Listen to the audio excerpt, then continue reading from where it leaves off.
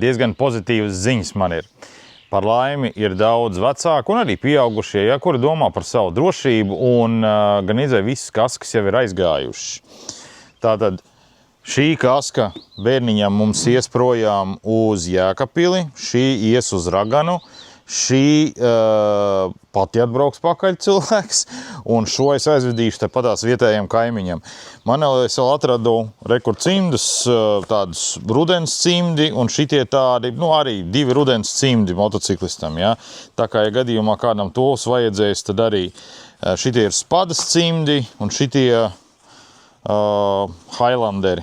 Priekš visu kaut kādas meža tehnikas un vispārējā, ja, saits ir izdomāts, kur atdot visu kaut kādas motoekipējumus nav. Tāpēc, paldies Dievam, mums ir saikne ar jums caur TikToku, un redz, kad es jau lasīju komentāros, kad ir vēl cilvēki, kur arī grib pievienoties šai te manai izdomātai akcijai, vai ne, glābsim citus. Tā kā visiem liels paldies un superīga diena!